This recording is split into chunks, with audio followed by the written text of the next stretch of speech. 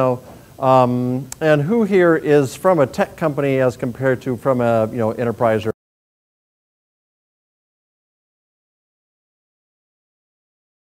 nonprofit or something like that?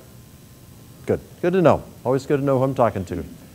So thank you very much. Again, my name is Jay Batson. It says so there. I hope I'm right.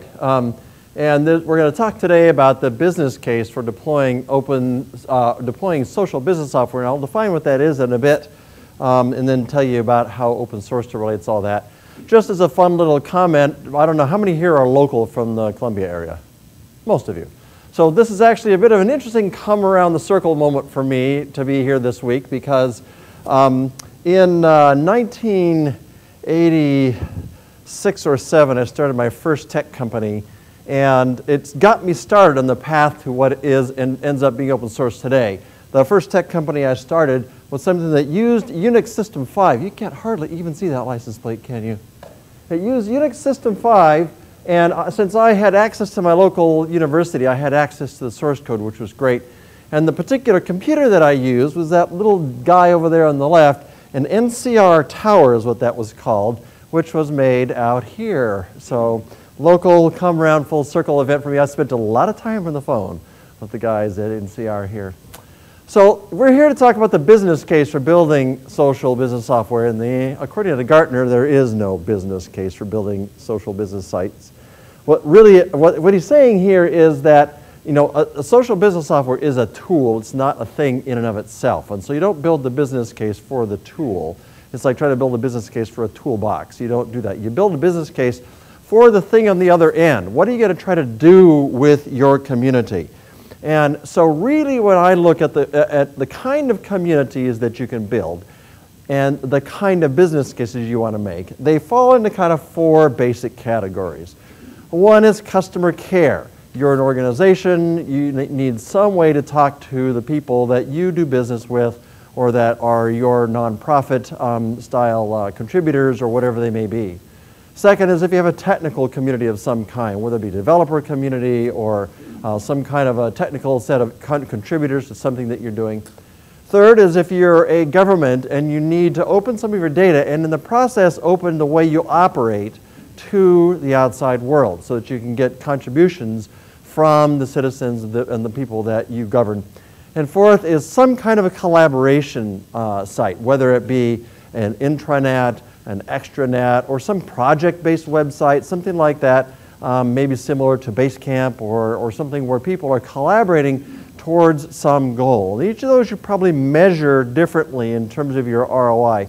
And because it's probably measured differently, I'm not going to spend a lot of time on the ROI for each of them today, but I'm going to give you examples of where organizations have been able to build compelling use cases around these. So a good example of the first one is in the customer care community area. This is the customer care community for Symantec. You probably know Symantec if you have a Windows PC as an antivirus vendor. But in fact, the bulk of their revenue comes from enterprise products, things that help with desktop systems management or with backup and archiving at an enterprise level and things like that. That's the vast majority of the revenue of the company. And most of those products have components that involve scripting or some kind of configuration management and things like that. And because environments are so diverse, frequently they get the people who are their customers to contribute little scripts and things that help you use those products in the environments that exist. And they can share those kind of configuration things and stuff like that. So by creating a customer care site where the community of customers can come together and share their experiences, share their best practices, share their scripts, share all that kind of stuff, they become a much more effective organization, because if they had to do it all themselves, they become a bottleneck. By putting up a community site, you can see that people, for example, are able to contribute things like start discussions, create blog entries, upload suggestions for new ideas, so it's a way for their product management to get in and get more information about what the customers want and that kind of thing. And then to encourage people, you'll see that everybody has kind of a profile, and that you can list people in their top 5 contributors, and so and they even go as far as to break it down by this person has proposed 20 solutions to other people inside the community, contributed in 81 forum threads, has 2 blog entries, 1,500 comments, This is the kind of community member that's very valuable to Symantec. How do you calculate an ROI on that? You probably calculate it by trying to say, what was the reduced cost of my support? But you may not know what the reduced cost of your support was because those questions may not have been getting answered beforehand. So the value of the customer care community is in how well can you connect your organization to your customer base and let them then connect with each other as well to provide leverage, scale, and customer satisfaction. Here's a typical technical community. Intel builds chips. They build chips for all kinds of things, one of which is a netbook kind of processor called the Intel Atom processor. And they want people to be building applications for the netbook. So what they first want to do is put up a bunch of stuff that's about building applications for netbooks. So this feels a little bit like a content management system. But at the same time, they also want to create an environment for their technical community to interact with each other, to ask each other questions about how did you accomplish X or Y or Z. And not always will Intel have the answers. Sometimes other coders will have the answer about how they did X or Y or Z because Intel may not have come up with it. Intel's a hardware company. They always don't have all the software answers.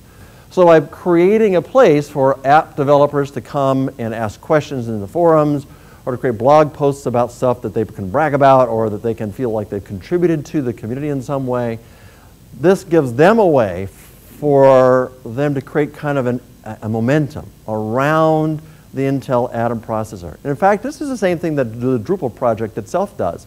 It uses its own kind of dog food here, uses Drupal as dog food to get the community behind certain initiatives and and provide ways for the community to be able to give credit to and a vehicle for people who are contributors to the community to get some visibility to what they've done. Here's the UK. Her Majesty's government has this same obligation that the US government does around how do we communicate what we're doing with taxpayer money to the taxpayers of the UK. And so they need to have some kind of a, did I put these in the wrong order? I left out a slide. They need to have some kind of way to do that. And so underneath, you can't see the menus here very well, but underneath data, they published an entire data dump of stuff about what they do as a government. You can get all kinds of data and slice and dice the numbers about how the government's spending money and where the people are and where the costs are and how old the programs are and things like that. But once you know that, the next question is, what are you going to do with that data? And so the UK government's put up a typical, what you might call ideation style site where people can say, here's an idea. I think we should do blank.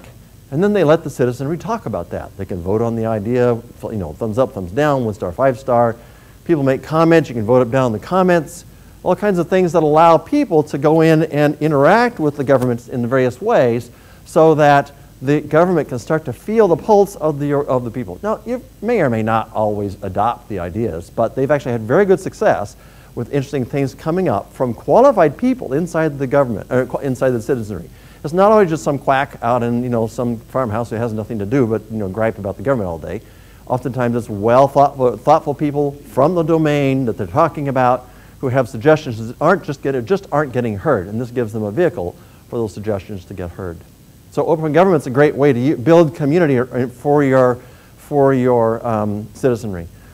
And in a company, in a more commercial kind of setting that's not technology, you might have, say, your GM, and you have a set of partners across the globe that are furnishing you in factories around the globe because you manufacture globally.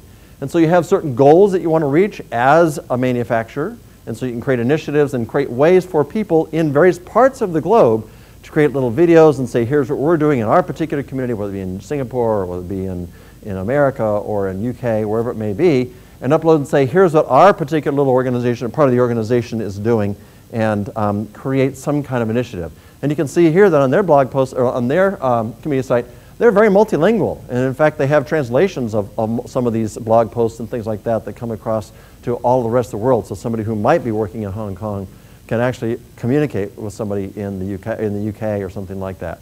And that's actually, they're doing a multilingual Drupal site in order to be able to do that. We actually use it, as I said, in the Drupal community. We use a social site, a social community site in order to get our things done. But even more specifically with a small slice of the Drupal community, the Drupal Commons community, Drupal Commons being a part of, or a configuration of Drupal that builds, it is for communities, we use Drupal Commons itself to drive our community. So we have people that are talking about the user experience and which blocks will live on what page by default, and how can we make the presentation different, and what kind of functions do we want to have.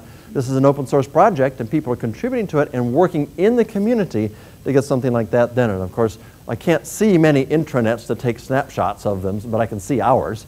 So I can show you our intranet. We use it internally inside of Acquia for our own purposes, and we can set up the home page to show, kind of highlight what's happening. We've put a feed of recent Flickr photos that you have some kind of community, because we're global. We operate all around the world, and we want to be able to have folks in the organization know what's happening. So there's all kinds of different communities, those 4 major types I tried to point out. And what do you get out of them? At the end of the day, the things that communities do for you is that it really does create a culture of membership in an outcome. People that start to get active in a community start to feel like they have some stake in the outcome. And if they're your customers, if they're your citizens, if they're your internal employees, that feeling of stake in the outcome drives participation that allows you to know more, see more, and get more done, because everybody's active and passionate about the solution. It does increase effectiveness. I can tell you from our customers as well as from our own internal use, we see much more effective communications than in email. In email, if you don't happen to be employed at the time the email is sent, and then you get employed 2 weeks later, you miss it. If you take all that conversation and you put that stuff inside of an intranet, then there's a context for somebody who's new to a particular project to come and read up on all the past context and all the documents that are there and say, aha, okay, now I understand where we are, and I'm up to speed very quickly. So there's this effectiveness increase that just happens underneath the scenes. You also increase your customer care, decrease your customer care costs because of the peer support that I illustrated in the Symantec case. It really is interesting to watch in various kinds of communities, both the government kind of case that I talked about with Her Majesty's government, as well as intranets and places like that, the kind of solutions that bubble up, either through ideation or just by having people involved in conversations that wouldn't have normally been on an email thread, for example, just were accidentally left off or got sent to the wrong mailing list. So this ability to find solutions that are relevant and important and good increases. And also it increases transparency. Sometimes people feel left out, and they don't necessarily need to be in it, but just being transparent as an organization or as a community about what's happening is helpful. For example, in the Drupal Commons community, we actually had a couple people that were working with me as project lead on some of the redesign of some of the user experience a little bit. And they were both partners of Acquia that were contributing ideas to me. I said, wait. You're both working with me, but you're not working in the community. Let's get it out into the community and make it transparent. And when we did, all of a sudden the activity level just exploded. We had all kinds of people with great ideas, great contributions, so that transparency makes a lot of difference in getting buy-in in terms of your community. So if communities are good things, the question is, how should you build one? There are a number of closed source tools or SaaS type tools you could go to. You could go to Ning, you could go to Yammer, you could go to places like that. But the question is, will open source solve it for you too? And if so, is it better? I think you're probably here because you have some suspicion that open source is better. I try to invoke people like Accenture when you can because it offers some validation. But nonetheless, I think I would hope you would sense that my passion is that open source will give you a better solution, especially when cost and speed to market are an advantage are important for you, because the cost of open source is generally zero. And if it's built for you by a community, it has lots of stuff you can bring to the table to get what you want done very quickly. So you can get it done well and for low cost if you use open source. And so I'm going to focus today just a little bit on something that's called Drupal Commons.